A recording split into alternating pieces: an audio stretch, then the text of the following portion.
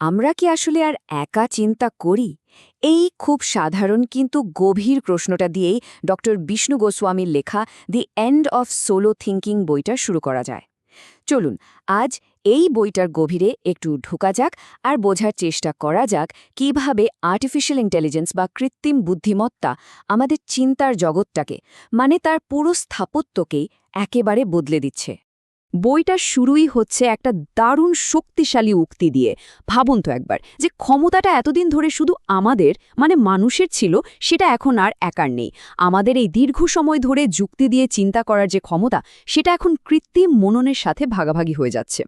এর মানে কি দাঁড়াচ্ছে? এর মানে হলো আমাদের সৃজনশীলতা, আমাদের সমস্যা সমাধানের উপায় সবকিছুই এখন একটা নতুন দিকে মোড় নিতে শুরু করেছে। হাজার হাজার বছর ধরে প্লেটো থেকে শুরু করে আইনস্টাইন পর্যন্ত জ্ঞানের মশালটা তো এক মানুষের মাথা থেকেই আর এক মানুষের মাথায় গেছে, তাই না? কিন্তু সবসময় সেটা মানুষের মস্তিষ্কের মধ্যেই সীমাবদ্ধ ছিল। এটাই ছিল আমাদের সভ্যতার মূল ভিত্তি। কিন্তু এখন মনে হচ্ছে সেই ভিত্তিটাই নড়ে যাচ্ছে। আর ঠিক এখানেই বইটার মূল বিষয়টা চলে আসে। দেখুন, কৃত্রিম বুদ্ধিমত্তা এখন আর শুধু একটা দ্রুতগতির ক্যালকুলেটর বা তথ্য খুঁজে দেওয়ার যন্ত্র নয়। ব্যাপারটা তার থেকেও অনেক গভীর। এটা এখন যুক্তির কাঠামো তৈরিতে অংশ নিচ্ছে, মানে এমন সব জটিল ধারণার কাঠামো তৈরি করতে পারছে যা আগে শুধু মানুষের পক্ষেই সম্ভব ছিল। এটা কিন্তু শুধু স্পিড বা এফিসিয়েন্সির ব্যাপার না, এটা যুক্তির একটা নতুন দিগন্ত খুলে দেওয়ার মতো। তাহলে প্রশ্নটা হলো, এই যে একক চিন্তার যুগ শেষ হচ্ছে, এরপর কি? আমরা যাচ্ছি কোথায়? বইটা এখানে একটা নতুন ধারণার কথা বলছে, ডায়ালজিক মাইন্ড, বা যদি বাংলায় বলি সংবাদী মনন। এটা এমন একটা জগৎ যেখানে মানুষ আর কৃত্রিম বুদ্ধিমত্তা একা একা নয়, বরং একসাথে চিন্তা করছে, একসাথে সমস্যার সমাধান খুঁজছে আর একসঙ্গে নতুন জ্ঞান তৈরি করছে। আচ্ছা, এই পুরনো মডেলটা যে শেষ হয়ে যাচ্ছে বলছি, তার আগে একটু পরিষ্কার করে নেওয়া যাক এই একক চিন্তা বা সোলো থিঙ্কিং বলতে ঠিক কী বোঝানো হচ্ছে। ধরুন একজন দার্শনিকের কথা, যিনি বছরের পর বছর ধরে একা একটা ঘরে বসে মহাবিশ্বের রহস্য নিয়ে ভাবছেন। তার পুরো চিন্তার জগৎটা কিন্তু তার নিজের মস্তিষ্কের মধ্যেই সীমাবদ্ধ। এটাই হলো সোলো থিঙ্কিংয়ের একটা ক্লাসিক উদাহরণ, যা এখন হয়তো ইতিহাস হতে চলেছে। তো এই সংবাদী বুদ্ধিমত্তা জিনিসটা কাজ করে কিভাবে? ব্যাপারটা অনেকটা একটা গভীর আলোচনার মতো। মানুষ হয়তো একটা প্রশ্ন রাখছে, আর কৃত্রিম বুদ্ধিমত্তা সেই প্রশ্নের সম্ভাব্য উত্তরগুলোর বিভিন্ন দিক তুলে ধরছে। এআই হয়তো বিশাল ডেটা বিশ্লেষণ করে এমন কিছু প্যাটার্ন খুঁজে বের করছে, যা মানুষ সেই ডেটা ব্যবহার করে নতুন কোনো থিওরি বা ক্রিয়েটিভ আইডিয়া তৈরি করছে। এটা আসলে একটা পার্টনারশিপ, যেখানে দুজনের শক্তি মিলেমিশে এক হয়ে যাচ্ছে আর নতুন সম্ভাবনার দরজা খুলে দিচ্ছে। আর এই বইটার সবচেয়ে ইন্টারেস্টিং ব্যাপারগুলোর একটা হলো, এটা কিন্তু শুধু তত্ত্ব বা দর্শন নিয়ে বসে থাকেনি।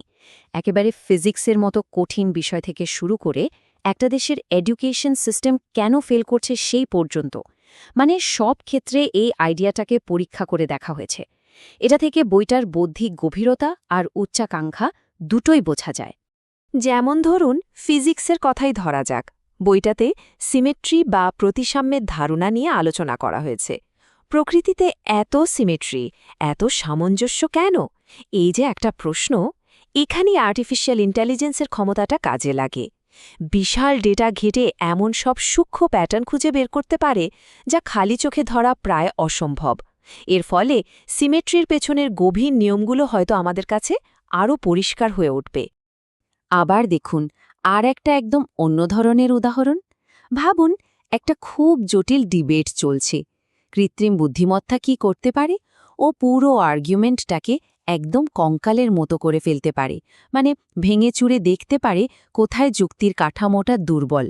এতে বোঝা যায় একটা বিতর্ক অনেক সময় শুধু তথ্যের অভাবে হারে না, যুক্তির দুর্বল কাঠামোর জন্যেও ভেঙে পড়তে পারে।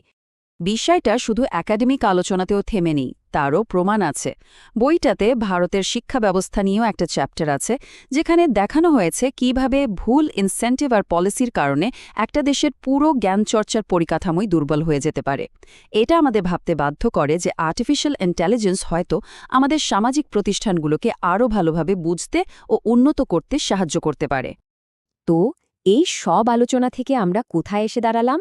বইটা এখানে একটা খুব জোরালো রূপক বা মেটাফর ব্যবহার করেছে, শেয়ার্ড কগনেটিভ আর্কিটেকচার বা সম্মিলিত জ্ঞানীয় স্থাপত্য।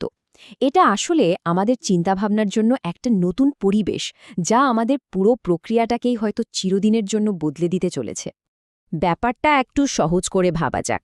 আগে আমাদের চিন্তাটা ছিল অনেকটা একটা ব্যক্তিগত বাড়ির মতো, তাই না? সবকিছু হতো চার দেওয়ালের মধ্যে। আর ভবিষ্যৎটা হতে চলেছে একটা বিশাল শহরের মতো, যেখানে অনেক রাস্তা, বিল্ডিং, নেটওয়ার্ক দিয়ে সবাই সবার সাথে কানেক্টেড। এই নতুন সম্মিলিত স্থাপত্যে মানুষ আর কৃত্রিম বুদ্ধিমত্তা একসাথে মিলে কাজ করবে, যা আমাদের জ্ঞান আর সৃজনশীলতাকে হয়তো একটা সম্পূর্ণ নতুন স্তরে নিয়ে যাবে। এটাই হলো সেই নতুন আর্কিটেকচার, যেখানে আগে চিন্তাভাবনাগুলো ছিল সব আলাদা আলাদা দ্বীপের মতো, এখন সেগুলো এক হয়ে একটা বিশাল নেটওয়ার্ক তৈরি করছে। আর যখন চিন্তা একা থাকে না, তখন তার শক্তি বা সম্ভাবনা দুটোই কিন্তু অসীম হয়ে যায়। বলা যেতে পারে আমরা একটা নতুন জ্ঞান বিপ্লবের সামনে দাঁড়িয়ে আছি। আর সবশেষে বইটা আমাদের সবার জন্য একটা প্রশ্ন রেখে যায়। একটু ভেবে দেখা যাক তো, নিজেদের জীবনে এমন কোনো জায়গা কি আর বাকি আছে যেখানে চিন্তাভাবনাটা এখনও পুরোপুরি একা করা হয়? আমরা কি আসলেই আর একা ভাবি, নাকি নিজের অজান্তেই আমরা সবাই এখন এই বিশাল সম্মিলিত মননের একটা অংশ হয়ে গেছি? উত্তরটা কিন্তু আমাদের বেশ অবাক করে দিতে পারে।